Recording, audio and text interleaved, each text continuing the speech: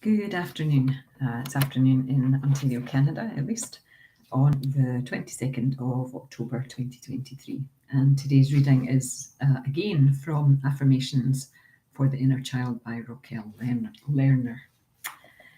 And today we're talking about, it's titled Perfectionism.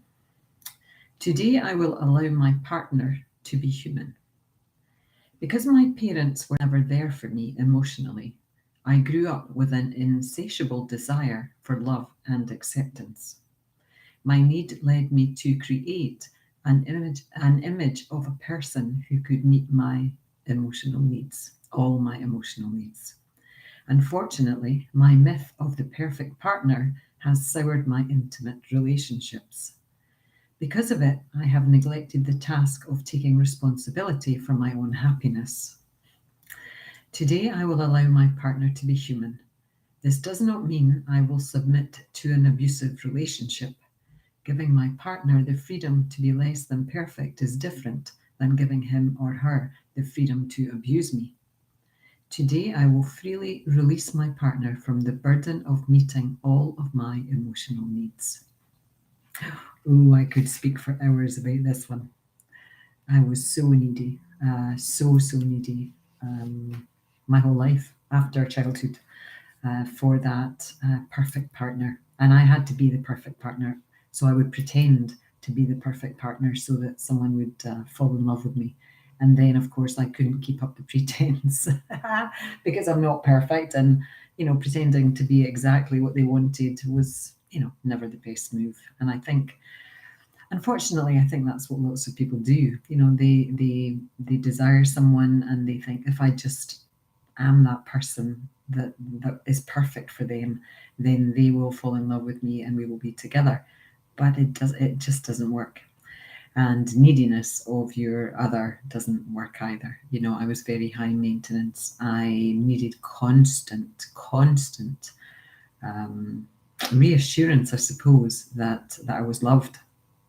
And meanwhile, I wasn't able to accept that love, and I wasn't able to give it because my heart was kind of barricaded so that it was protected.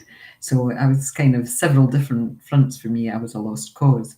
But I have to say, the Bach flower remedies, amongst other things, have helped me to be much more open to love. But more importantly, I'm not needy anymore, well, for the most part.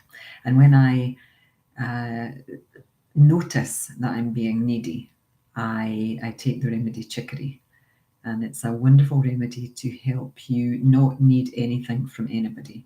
It's the remedy where when you're in balance, you just give. You give selflessly. You don't give with expectation of getting anything back. And it's about not needing anything from anybody. So it is a wonderful remedy. I have used bucket loads of it over the last 20 years. I didn't recognize it in myself initially. My practitioner tried to get me to see my neediness because she could hear it in my stories, but I didn't recognize it in myself emotionally for a long time. And then eventually, when she presented it to me yet again as a possibility of a remedy, I looked at the page of characteristics that you will display if you need this remedy. And every single one was me.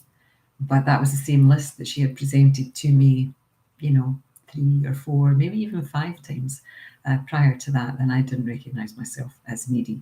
I wasn't ready to see it.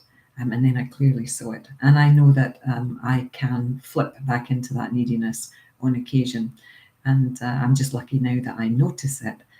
Or my husband's brave enough now to point it out to me, which is great, but before I was a nightmare. I was a nightmare. I was a nightmare wife. I was a nightmare first wife to my first husband, and I was a nightmare to anybody that came before them.